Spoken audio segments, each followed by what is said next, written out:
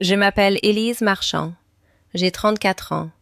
Et le soir où tout a basculé, j'étais debout dans la salle de bain d'une inconnue, face à mon propre reflet dans un miroir qui coûtait probablement plus cher que ma première voiture, en train de décider si ce que je venais d'entendre était quelque chose qui m'autorisait à être dévastée. La réponse était oui, complètement. Mais je ne le savais pas encore. Ce que je savais, c'était que mes mains tremblaient légèrement et que je tenais un verre de vin que je n'avais pas bu, et que quelque part de l'autre côté de cette porte, mon mari riait de quelque chose que venait de dire Frédéric Collin, et que quelques minutes plus tôt, il m'avait présenté à ce salon, aux gens dont il avait passé 6 ans à vouloir mériter l'estime, comme son ancienne baby-sitter. Pas sa femme. Pas la femme qui avait fait 3 emplois pour qu'il puisse étudier. Même pas une amie. Son ancienne baby-sitter. Comme si j'étais une étudiante qu'il avait autrefois payée pour garder son chien. J'ai posé le verre de vin sur le bord du lavabo, très délicatement, comme on pose quelque chose quand on a peur de ce qu'on va faire si on ne fait pas attention. Et je me suis regardée dans ce miroir. Et j'ai pensé, d'accord, alors c'est ça. Mais avant de vous raconter comment on est arrivé à cette salle de bain, j'ai besoin de vous demander quelque chose. Si vous vous êtes déjà épuisé pour quelqu'un qui a décidé tranquillement que vous n'étiez pas dans la version complète de son histoire, vous allez comprendre chaque mot de ce que je suis sur le point de dire. Allez-y, likez cette vidéo, abonnez-vous pour ne pas rater la suite, et partagez-la avec quelqu'un qui a besoin de l'entendre. Laissez un commentaire et dites-moi d'où vous regardez, en ce moment. Je veux savoir qui est réveillé avec moi ce soir. Bon, laissez-moi vous ramener au début. J'ai grandi à Chalon-sur-Saône, en Bourgogne. Le genre de ville où tout le monde connaît votre nom, mais où la moitié d'entre eux a déjà décidé ce qu'il signifie. Ma mère a élevé 2 enfants dans un appartement de la rue de la Coupée, avec ce qu'elle gagnait en faisant des ménages chez des particuliers et en repassant du linge pour les voisines. Elle n'était pas une femme douce. Elle n'était pas une femme chaleureuse, pas dans le sens habituel du mot. Mais elle était là. Chaque matin, chaque formulaire scolaire, chaque repas de midi. Quoi que j'ai manqué en grandissant, je n'ai jamais manqué de sa présence, et je n'ai compris que plus tard ce que ça lui coûtait d'être là comme ça. Mon père est mort d'un infarctus quand j'avais 26 ans. J'étais à Dijon quand ça s'est passé. J'ai appris la nouvelle dans le couloir d'un cabinet, entre 2 dossiers, par téléphone. Il y a des choses dont on ne finit pas le deuil. Pas parce qu'on y refuse, mais parce qu'il n'y avait pas eu d'au revoir dont on pouvait se souvenir correctement. Avant ça, il travaillait comme technicien de maintenance dans une imprimerie.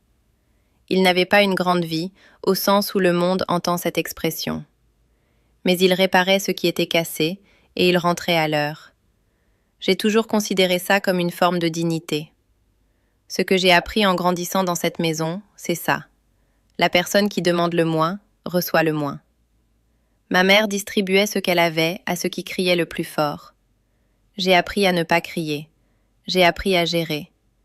J'ai appris qu'il existait une certaine fierté réservée à celui qui n'a besoin de rien de personne. Et j'ai collecté cette fierté comme si c'était quelque chose que je pourrais dépenser plus tard. Ce n'est pas comme ça que ça marche. Mon frère Romain a 2 ans de moins que moi.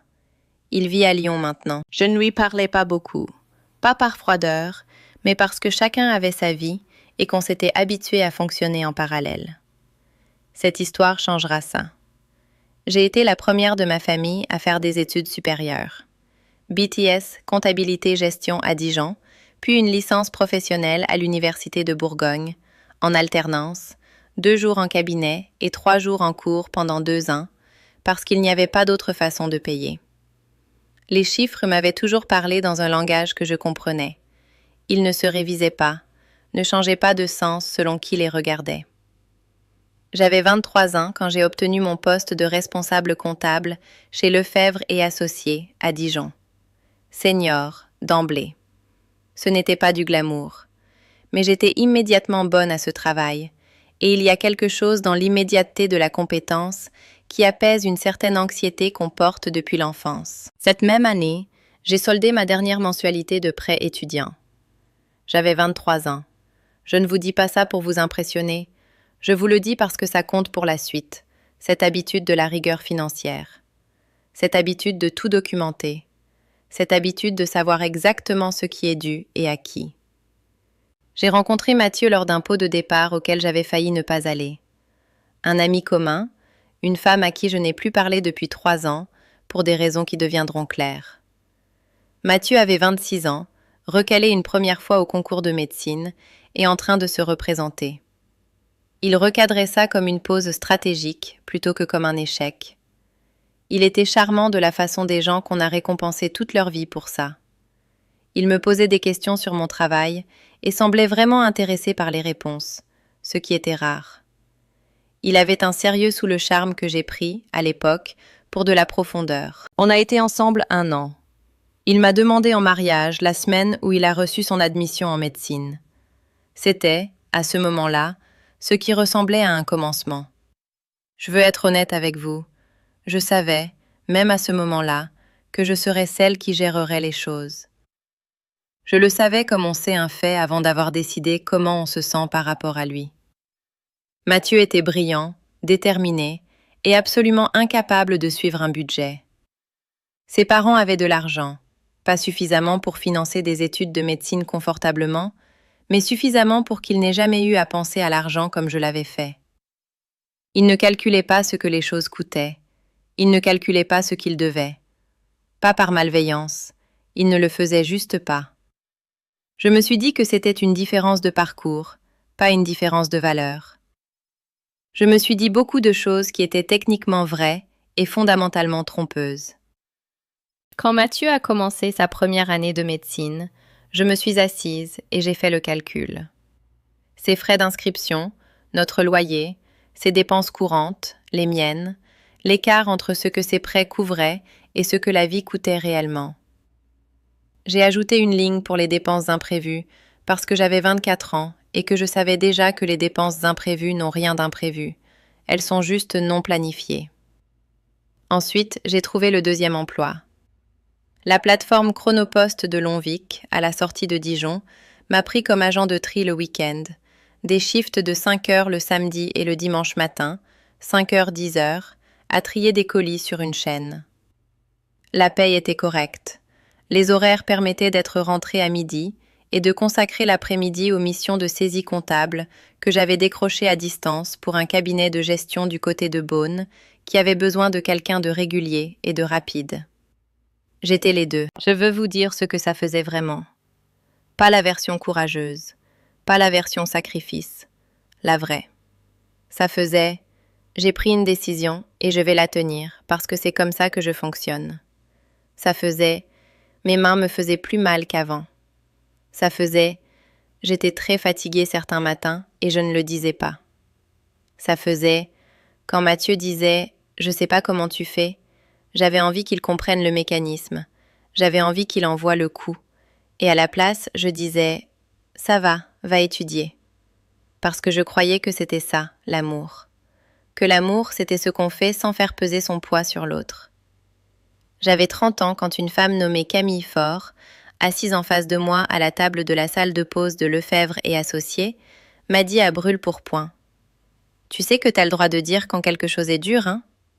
Ça enlève rien au fait que tu l'as fait. » Je ne savais pas quoi faire de cette phrase. Je l'ai écrit sur un post-it et je l'ai mis dans le tiroir de mon bureau. Et je l'ai regardé les jours où j'avais besoin de tenir quelque chose. Cette phrase va compter plus tard aussi. Les années de médecine sont passées comme passent les années difficiles. Ni vite, ni lentement, mais dans une espèce d'intensité comprimée où on cesse de mesurer le temps en mois et où on commence à le mesurer en étapes. Première année de concours. Deuxième tentative. Admission. Externat. Concours de l'internat. Chaque étape portée comme un repère sur une route qu'on ne choisit pas, mais qu'on suit parce qu'on s'y est engagé. La cérémonie de remise des blouses de l'internat. Je vous en ai déjà parlé.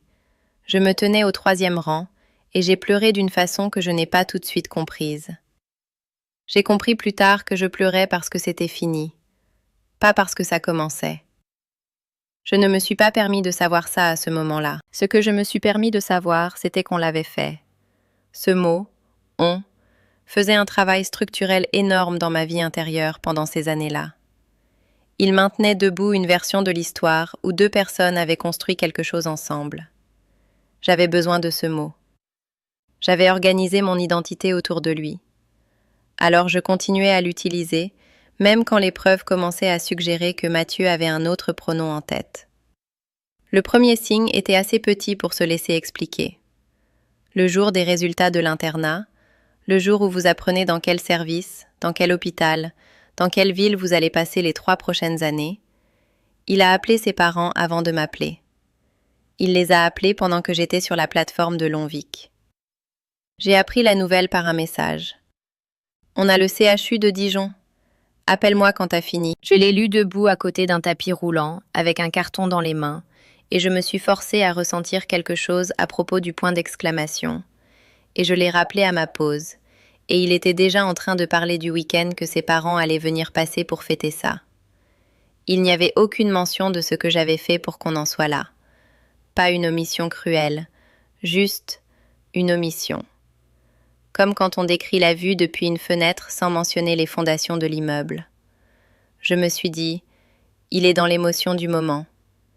Les gens ne font pas l'inventaire de leur gratitude dans les moments d'émotion. C'est normal, c'est bien. Ce n'était pas bien. Mais j'étais très douée avec la phrase « c'est bien ». L'internat a commencé, et quelque chose a changé dans Mathieu que j'ai regardé arriver assez lentement pour me dire à chaque fois que je me trompais. Il était occupé. Les internes sont vraiment brutalement occupés, et je le savais, et je lui ai accordé toutes les marges que cette connaissance permettait. Mais l'occupation ne suffit pas à expliquer la façon dont il avait commencé à répondre à mes questions sur sa journée avec la brièveté précise de quelqu'un qui a décidé que la personne qui posait la question n'avait pas besoin de la réponse complète. L'occupation ne suffit pas à expliquer la montre. C'était une longine.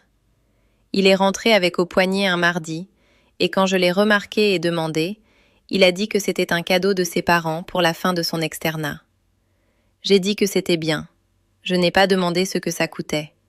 J'avais appris au fil des années à gérer l'argent avec soin, pendant qu'il ne le gérait pas, à ne pas poser de questions qui auraient pu le faire se sentir surveillé.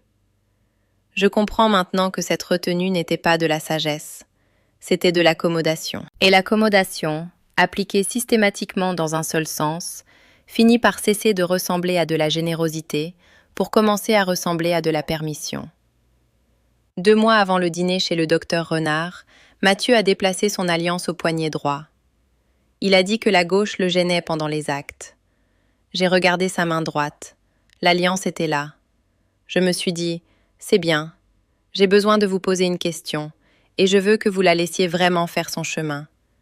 Parce que je crois que beaucoup d'entre vous qui regardent ça ont vécu une version de ce que je décris. Pas forcément un mariage, pas forcément cette dynamique précise, mais cette expérience particulière de regarder quelqu'un vous effacer doucement de l'histoire que vous pensiez écrire ensemble. De vous faire plus petite, pas parce que quelqu'un vous l'avait demandé, mais parce que vous sentiez que votre taille réelle devenait inconfortable dans l'image que l'autre avait de lui-même. Est-ce que vous avez déjà été dans cette position, où vous sentiez qu'on vous rééditait en temps réel, et où vous vous disiez que ce n'était pas ce qui se passait? Dites-le en commentaire. Je les lis tous, vraiment, et j'ai besoin de savoir que je ne suis pas la seule à avoir été courante dans la langue du « c'est bien » quand absolument rien n'allait. Parce que voilà ce que je sais maintenant que je ne savais pas à l'époque. L'effacement ne commence pas au grand moment. Il commence si petit qu'on arrive à peine à le voir. Il commence avec une montre et une alliance sur le mauvais poignet et un message à la place d'un appel. Et puis un jeudi soir d'octobre, il arrive dans une pièce pleine de gens qui n'ont aucune idée d'être en train d'en être témoins. Le dîner chez le docteur Sylvie Renard était, en apparence, un événement social trimestriel.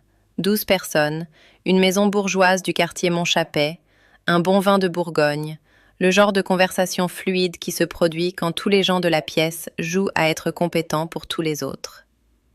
J'étais la seule à travailler dans la comptabilité, la seule à avoir trié des colis à 5 heures du matin. Je portais une robe bordeaux que j'avais achetée au solde de janvier de l'année précédente et que je n'avais jamais portée parce que j'attendais une occasion qui en valait la peine. Je pensais que ce soir en valait la peine. Mathieu traversait la pièce avec une fluidité que je ne lui avais pas vue avant, ou peut-être que je l'avais vue sans la comprendre. Il était drôle au bon moment, déférent avec les chefs de service d'une façon qui passait pour du charme plutôt que pour de la déférence. Et il a posé sa main dans mon dos 2 fois dans les 20 premières minutes. 2 fois. Je l'ai remarqué parce que ça faisait un moment. Frédéric Collin était directeur administratif du CHU. Large d'épaules, la cinquantaine solide, le genre d'homme qui entre dans toutes les pièces comme s'il les dirigeait déjà. Il s'est tourné vers moi à un moment dans la première heure, de la façon dont les gens se tournent vers la personne qui se tient à côté de quelqu'un d'important. Et il a demandé comment je connaissais Mathieu. J'ai ouvert la bouche. Et Mathieu a dit « Ah, c'était un peu ma babysitter à une époque. » Un petit rire. Une ancienne amie de la famille. Elle m'a bien rendu service pendant mes études. Il s'est retourné vers Frédéric. La phrase était terminée. La pièce s'est réajustée. La conversation a continué. Je me suis tenue dedans. Je veux être précise sur ce que ce moment a fait, parce que la précision compte ici. Ce n'était pas comme recevoir une gifle. Ce n'était pas une rupture dramatique. C'était comme si le sol n'avait pas changé du tout, mais comme si j'avais soudainement pris conscience que je me tenais sur quelque chose de mince. Que ce que j'avais appelé un terrain solide était, depuis un moment, une décision que Mathieu avait prise en silence. Continuer à le construire ou s'arrêter. Il s'était arrêté. Et j'étais la dernière à le savoir. Je me suis excusée pour trouver les toilettes. Je n'avais pas besoin des toilettes. J'avais besoin de 45 secondes seule, dans une pièce avec une porte qu'on pouvait fermer à clé.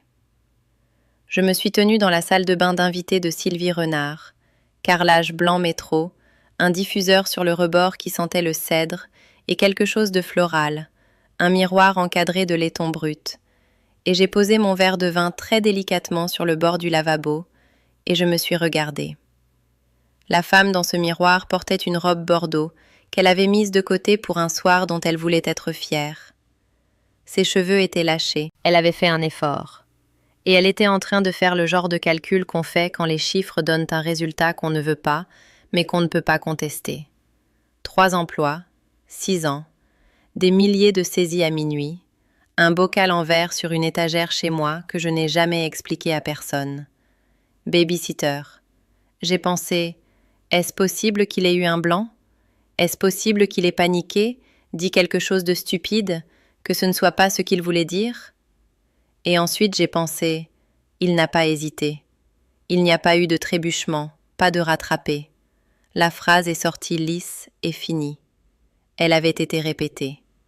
Pas pour ce soir-là spécifiquement, répétée dans le temps, dans la version plus silencieuse de son histoire, celle qu'il se racontait à lui-même et apparemment à d'autres depuis assez longtemps pour qu'elle sorte sans friction. Ce n'était pas un lapsus, c'était une révélation. J'ai repris mon verre de vin, j'ai déverrouillé la porte, je suis ressortie, et je me suis assise dans la seule place libre de la pièce, qui se trouvait être à côté du docteur Sylvie Renard. Sylvie n'était pas ce que j'avais imaginé, ce qui était stupide de ma part.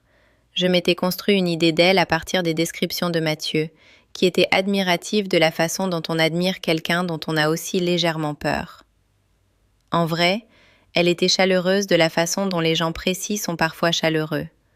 Pas expansive, pas en représentation, mais genuinement intéressée par ce que vous disiez.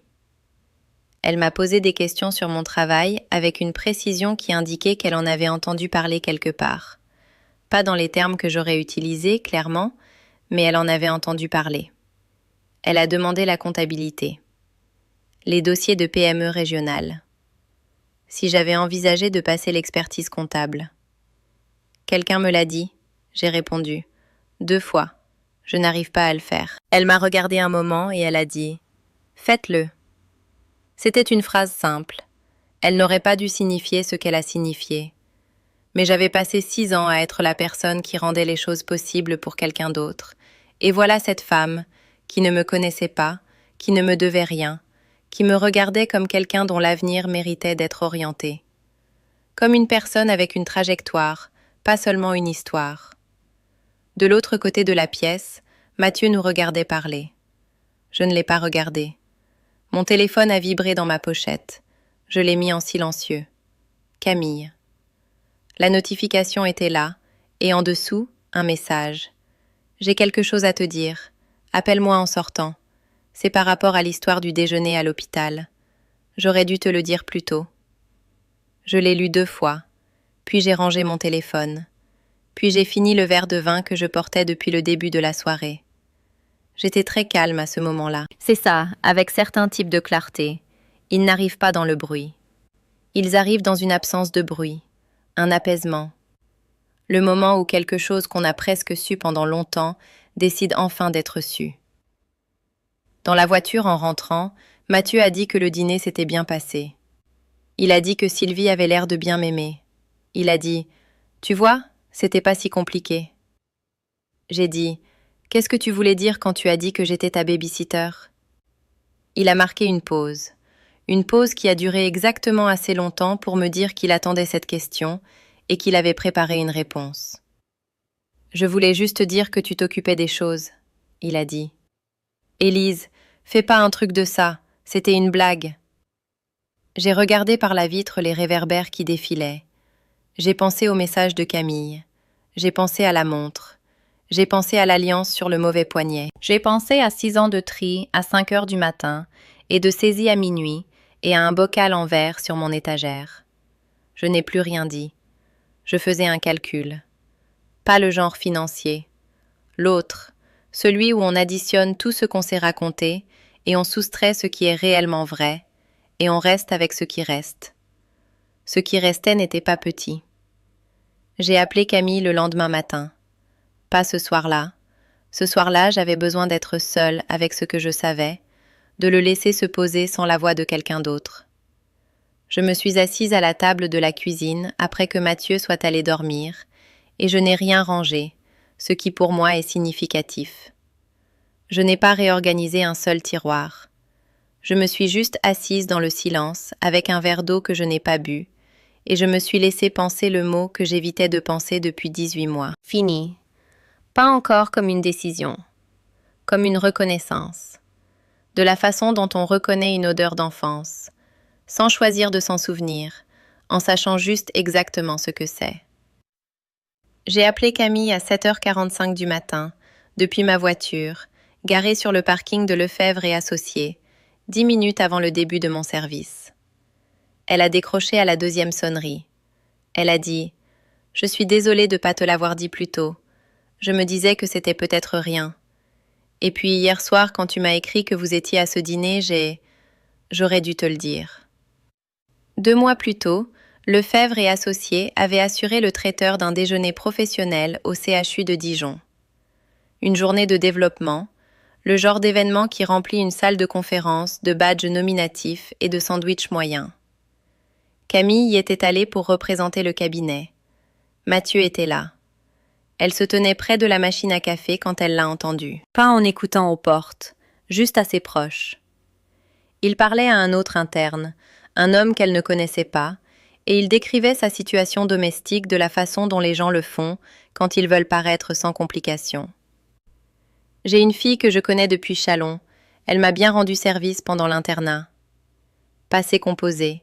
Une fille que je connais. Pas sa femme. Pas la femme à qui il rentrait retrouvé. Une fille. Passé composé. Depuis Châlons, ce qui dans le contexte de cet hôpital, dans cette salle, avait sa propre façon de rapetisser les choses. Camille était restée avec son café et avait pris la décision de ne pas aller le voir, parce qu'elle comprenait, avec la précision d'une femme qui avait vécu sa propre version de cette histoire, que le confronter à ce moment-là n'aurait servi à rien sauf à le prévenir. Elle avait attendu. Elle aurait dû me le dire plus tôt, elle a répété. Elle avait espéré avoir mal compris. « T'as pas mal compris », j'ai dit. « Je sais », elle a dit. « Je sais ». On est resté au téléphone en silence un moment. Pas un silence inconfortable. Le genre qui arrive entre 2 personnes qui regardent la même chose et n'ont pas besoin de se la décrire. Puis elle a dit « Qu'est-ce que tu vas faire ?» Et j'ai dit « Je vais être très précise. » Cet après-midi-là, j'ai appelé maître Isabelle Morin, avocate au barreau de Dijon, dont le nom m'était apparu dans un annuaire juridique en ligne et dont le site utilisait l'expression « divorce complexe sur le plan patrimonial » dans la 3e ligne de sa présentation. C'était cette expression-là qu'il me fallait. J'ai pris rendez-vous pour le mardi suivant. Je veux vous dire ce que j'ai apporté à ce rendez-vous, parce que je crois que ça compte. J'ai apporté un classeur. Pas une chemise avec quelques feuilles dedans, un classeur structuré à intercalaires, 6 sections. Section 1. 3 années de déclaration fiscale commune. Section 2. Mes revenus individuels sur les 3 emplois, y compris les bulletins de salaire de Chronopost que j'avais conservés dans une boîte à chaussures pour des raisons que je n'aurais pas su formuler à l'époque. Section 3. Nos relevés de compte joints sur toute la période des études de médecine, avec mes virements surlignés en bleu. Section 4. Un document manuscrit, mon écriture, daté, avec le total cumulé de ce que j'avais apporté en soutien financier direct sur 6 ans. Le chiffre n'était pas petit. Section 5.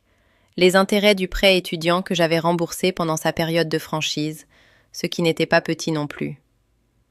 Section 6. Une page imprimée avec une notion juridique inscrite en haut.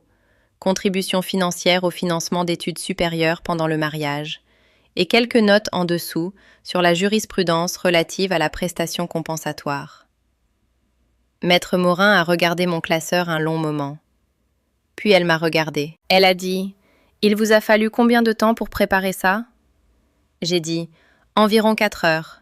Je tiens des dossiers rigoureux. » Elle a failli sourire. « Je vois ça. Je ne vais pas vous dire que cette rencontre était facile. Elle ne l'était pas. Il y a un chagrin particulier à s'asseoir en face d'une avocate et à décrire son mariage dans le langage des actifs et des contributions, à réduire 6 ans à des chiffres sur une page. Mais j'avais passé 6 ans à réduire l'amour à de la logistique pour que Mathieu puisse devenir qui il voulait être. Et je comprenais enfin que la précision n'était pas le contraire de ce qu'on ressent.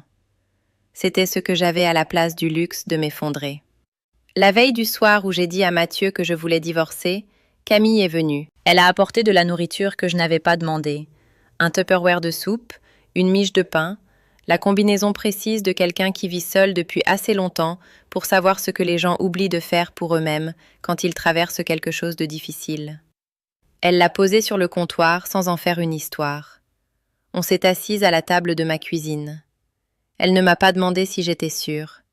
Elle ne m'a pas demandé si j'avais bien réfléchi. Elle connaissait déjà la réponse aux deux. À la place, elle a dit « Il y a quelque chose que tu as besoin que je fasse ?»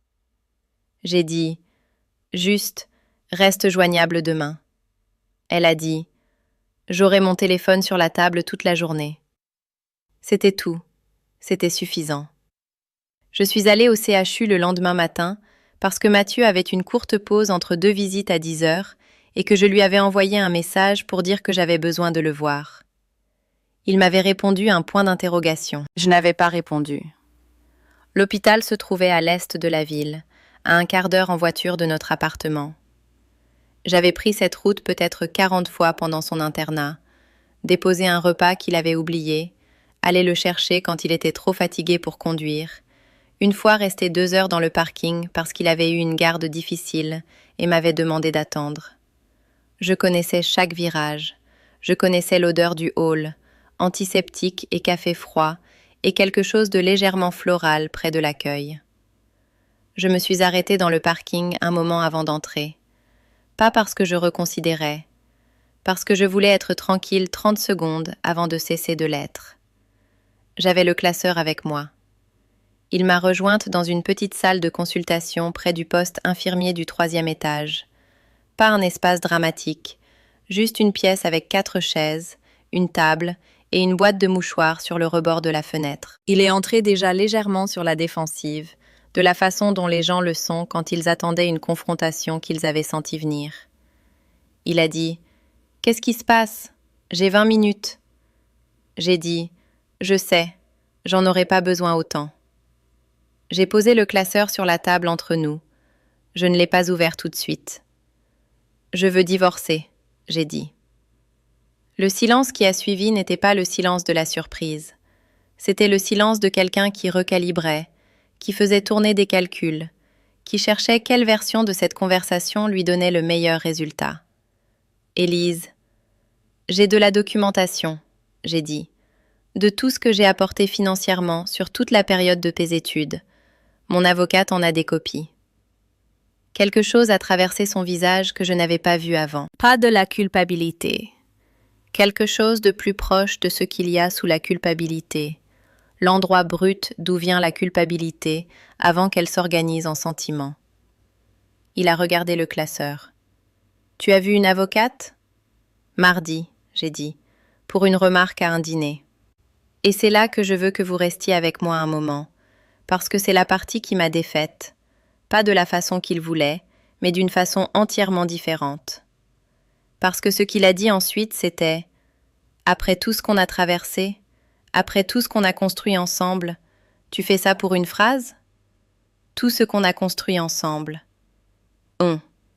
Il utilisait encore le mot. Même là, acculé, en train de recalculer, il tendait la main vers on, comme si c'était le sien à utiliser.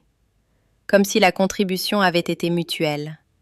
Comme si le classeur sur la table entre nous n'existait pas. Si vous avez déjà regardé quelqu'un dans les yeux qui vous décrivait une version de votre histoire commune, dans laquelle votre part avait été discrètement effacée, si vous avez déjà ressenti ce vertige particulier qu'on ressent quand on vous dit que l'histoire que vous avez vécue n'est pas celle qui est racontée, alors vous savez ce que j'ai ressenti à ce moment-là.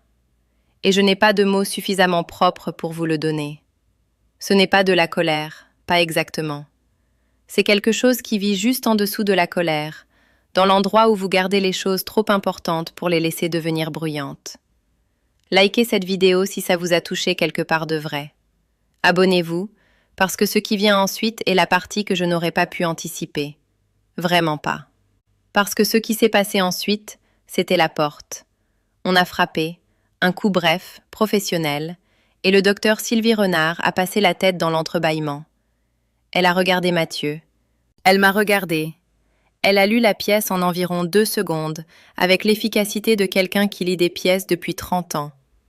Elle a dit « Pardon, on m'avait dit que cette salle était libre. Je vais en trouver une autre. » Elle reculait déjà. Et Mathieu a dit, par réflexe, avec le ton d'un homme qui essaie de jouer la normalité devant sa supérieure. « Non, c'est bon, c'est juste. Ma femme et moi, on discutait. » Ma femme. Les yeux de Sylvie se sont posés sur moi, juste un instant, et je l'ai vu noter l'écart entre femme dans cette pièce et baby-sitter dans son salon 4 jours plus tôt. Je l'ai vu classer ça avec la précision de quelqu'un qui ne jette pas les données.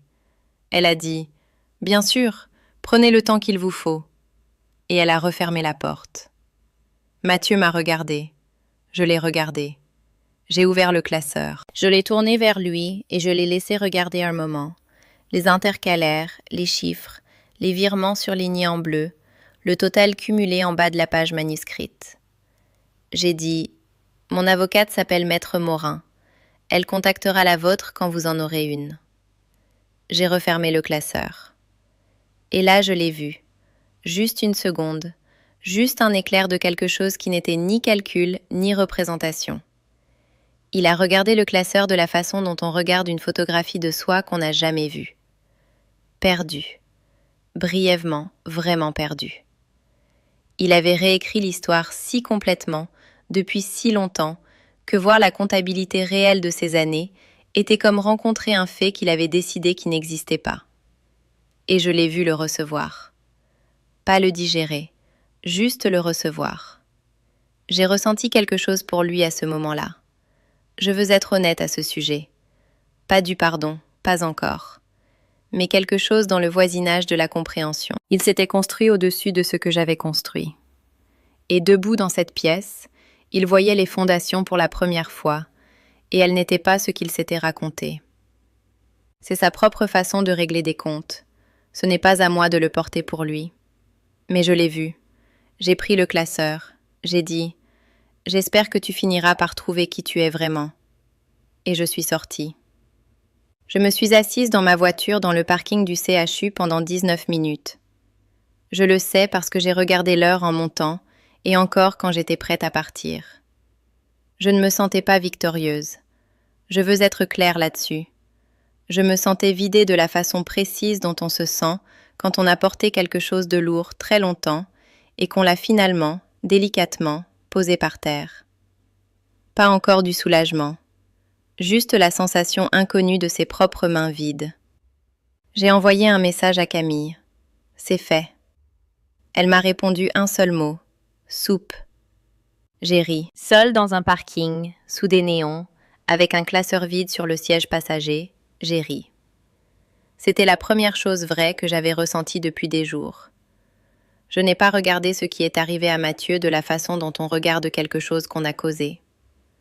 Je tiens à cette distinction, parce qu'elle m'importe, pas pour l'histoire, mais pour moi. Je n'ai pas manœuvré ses conséquences. Je n'ai pas passé des coups de fil. Je n'ai pas composé de messages à des gens qui le connaissaient. J'ai déposé les documents, j'ai travaillé avec Maître Morin, et je suis rentrée dans ma vie en laissant la sienne être son propre problème. Mais dans une ville de la taille de Dijon, dans un milieu hospitalier de cette taille-là, l'information circule comme l'eau circule. Pas parce que quelqu'un la force, mais parce qu'elle trouve les canaux disponibles et elle coule. Ma mère m'a appelé un dimanche, environ 6 semaines après la salle de consultation, comme elle appelle tous les dimanches. Elle avait entendu quelque chose par une femme qu'elle connaissait à Châlons, qui avait une fille infirmière au CHU. Elle n'a pas commenté. Elle a juste dit « Les gens parlent de ce qu'il a dit à ce dîner ». Je lui ai demandé comment elle était au courant pour le dîner. Elle a été silencieuse un moment. Puis elle a dit « Quelqu'un l'a dit à quelqu'un. Tu sais comment ça se passe. » Je savais. J'avais grandi dans une ville où tout le monde connaissait votre nom et où la moitié d'entre eux avaient déjà décidé ce qu'il signifiait. Les mécaniques m'étaient familières. Ce que j'ai appris, par le canal lent et fiable de Camille et de son réseau, et de la femme que ma mère connaissait. Mathieu avait essayé, dans les semaines qui ont suivi mon dépôt de demande, de raconter une version de l'histoire dans laquelle il était la partie raisonnable, et moi, quelqu'un qui avait surréagi à un petit impair social. Il l'avait dit à quelques collègues. Il l'avait dit près d'une machine à café quelque part, de la façon dont il avait dit des choses près de machines à café avant. Le problème, c'était Sylvie Renard. Elle n'a rien dit de dramatique. Elle n'a pas fait de discours. Ce qu'elle a fait était plus discret et plus efficace que ça. Elle n'a simplement pas été d'accord. Quand la version lui a été proposée, et elle lui a été proposée, parce que les gens proposent les choses à la personne qui a le plus de poids institutionnel et attendent de voir ce qu'elle en fait, elle a dit, avec le ton neutre précis d'une femme qui a été rigoureuse toute sa carrière, « J'ai rencontré sa femme, c'est quelqu'un qui avait beaucoup fait. » C'est tout. C'est tout ce qu'elle a dit. Mais dans le langage de ce milieu, dans cette communauté, le mot « fait », passé composé, précis, pesé, était une phrase complète. Il confirmait ce que le classeur avait déjà documenté. Il disait, sans le dire, « J'ai vu la comptabilité. » Et je ne la révise pas. Mathieu n'a pas obtenu de poste de chef de clinique au CHU de Dijon. Il a eu un poste ailleurs le cycle suivant. Je l'ai appris en deuxième main par Camille, qui le tenait de la connexion infirmière, et je me suis assise avec cette information un moment, de la façon dont on s'assoit avec quelque chose qu'on avait anticipé et dont on ressent quand même quelque chose. Je n'ai pas célébré. Je suis allée me coucher à une heure raisonnable et j'ai dormi mieux que je ne l'avais fait depuis 18 mois. Ma mère a été la dernière. Elle a appelé le dimanche qui a suivi la finalisation du divorce et elle a dit, pas à la façon douce parce qu'elle n'est pas une femme douce, mais à sa façon à elle, elle a dit « T'as fait ce qu'il fallait faire. Je veux que tu saches que je le sais. » J'ai dit « Pourquoi t'as rien dit avant? Tu m'avais dit que tu te demandais quand j'allais voir. » Elle a été silencieuse un moment. « Parce que tu dois passer la porte toi-même, » elle a dit. « Si je t'avais poussé, tu aurais creusé. Tu le sais très bien. » J'ai pensé à ça longtemps après qu'on a raccroché. Si elle avait raison. Si les gens qui nous aiment correctement sont parfois ceux qui attendent à la porte plutôt que ceux qui nous y traînent. Je ne suis pas entièrement sûre de lui avoir pardonné l'attente. Mais je la comprends. Et comprendre, c'est sa propre forme d'arrivée. Romain m'a appelé 2 mois après le début de la procédure. Il ne s'est pas excusé formellement. Romain n'est pas construit pour ça. Ce qu'il a dit, c'était « J'aurais dû poser plus de questions. Sur comment tu allais. J'aurais dû être moins, je sais pas, ailleurs. J'ai dit, t'étais pas ailleurs, tu vivais ta vie. Quand même, il a dit. Quand même, j'ai dit. C'était suffisant. Pour nous, c'était toute la conversation. On se parle toutes les 2 semaines depuis, plus qu'on ne s'était parlé dans les 4 années précédentes. Il est monté depuis Lyon en novembre, et on a dîné dans un restaurant thaïlandais près de mon nouvel appartement, et il m'a fait rire 3 fois en 1 heure, ce qui est son don particulier. Avant de vous laisser partir, j'ai besoin de vous poser une vraie question. Parce que cette histoire, en son centre, parle de la différence entre être utilisé et être invisible, et je ne suis pas certaine que ce soit toujours la même chose. Mathieu a utilisé ce que je lui donnais. Mais ce qui a fait le plus mal, c'était qu'il avait cessé de me voir. Et je me demande si vous avez déjà vécu une version de ça, où ce qui était perdu n'était pas seulement ce qui avait été pris, mais le chagrin spécifique d'être regardé par quelqu'un qui vous connaissait et de constater qu'il avait arrêté. Si ça a été vous, je veux l'entendre. Laissez-le en commentaire. Dites-moi quelle forme ça avait. Je les lis tous vraiment. Pas comme une ligne de script, mais comme la vérité absolue de comment je passe mes soirées.